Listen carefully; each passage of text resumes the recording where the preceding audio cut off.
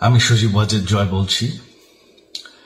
আপনারা জানেন এই গত কয়েক সপ্তাহ ধরে আমাদের বাংলাদেশের যে গন্ডগোল সংকট চলছে, এই যে ছাত্রদের কোটা বিরোধী আন্দোলন, কোটার বিরুদ্ধে আমরাও ছিলাম। শুরু থেকেই আমাদের সরকার কোটা সরিয়ে দিয়েছে, আমাদের সরকার তাদের সম্পূর্ণ দাবি মেনে নিয়েছে। এটা আদালতের একটা রায় ছিল, এটা আমাদের সরকারের করা ছিল না। তাও আমরা অ্যাপিল করে দ্রুত এই কোটা তুলে দেই। তাতেও আন্দোলনকারীরা সন্তুষ্ট না। আমরা তাদেরকে আলোচনায় ডেকেছি, আমরা একটা জুডিশিয়াল কমিশন করেছি যে সংঘর্ষে যে হত্যাকাণ্ড হয়েছে সেটার বিচারের জন্য। অনেক পুলিশ অফিসার যারা অতিরিক্ত ফোর্স ইউজ করেছে তাদেরকে আমরা সাসপেন্ড করেছি। তাতেও এই আন্দোলনকারীরা সন্তুষ্ট নয়। আমরা যতই ছাড়, প্রধানমন্ত্রী নিজেই তাদেরকে ডেকেছেন যে আসেন আমরা আলোচনায় বসি, তাতেও তারা সন্তুষ্ট না।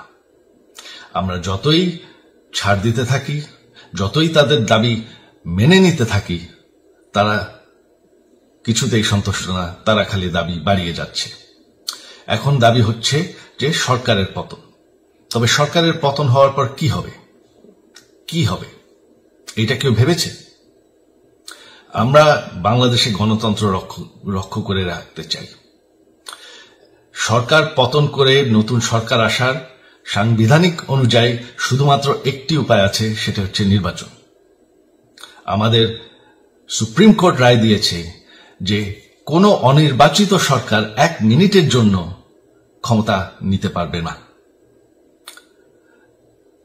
তো তাদের এই নির্বাচনের দাবিও যদি আমরা মেনে নেই, তো তারা তো এই পর্যন্ত কোনো দাবি, আমরা যত দাবিতেই রাজি হয়েছি তারা তাদের দাবি বেরিয়ে যাচ্ছে।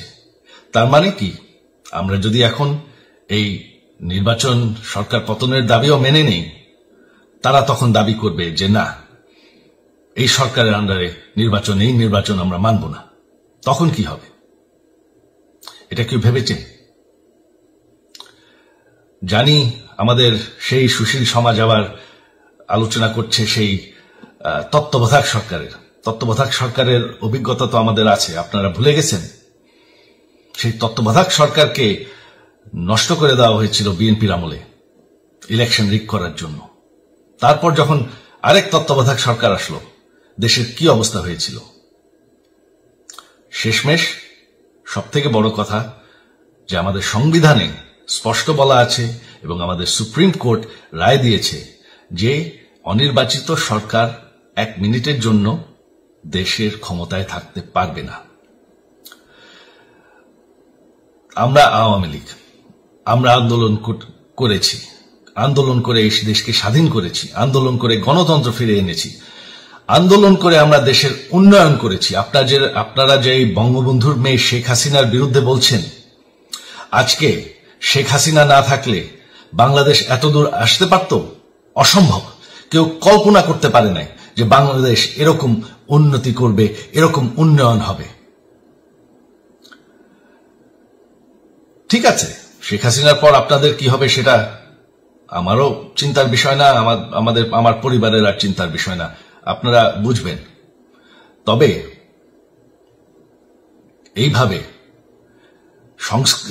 সংঘর্ষ করে, হত্যাকাণ্ড করে ক্ষমতা দখল করা যাবে না। এটা আর আন্দোলন না।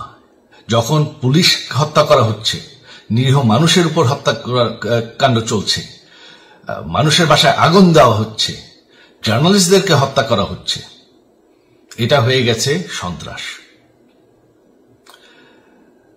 আর সন্ত্রাস মোকাবেলা শুধুমাত্র একটি ভাবে করা যায়।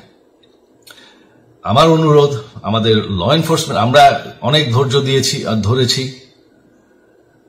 তবে এখন আর এটা সহ্য করা যাবে না। ল এনফোর্সমেন্ট এজেন্সি, বিজিবি এবং কি আমাদের মিলিটারির প্রতি আমার আহ্বান যে আপনাদের দায়িত্ব হচ্ছে আমাদের দেশের মানুষকে নিরাপদ রাখা। এবং আমাদের দেশকে নিরাপদ রাখা, আমাদের দেশের সংবিধানকে নিরাপদ রাখা, সংবিধানকে রক্ষা করা। তার মানে 1 মিনিটের জন্য কোনো অনির্বাচিত সরকার আমাদের ক্ষমতায় আসতে দিবেন না।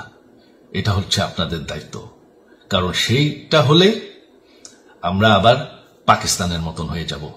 আমাদের যে 15 বছরের উন্নয়ন সব শেষ হয়ে যাবে। বাংলাদেশ এর থেকে আর কোনোদিন ফিরে আসবে না।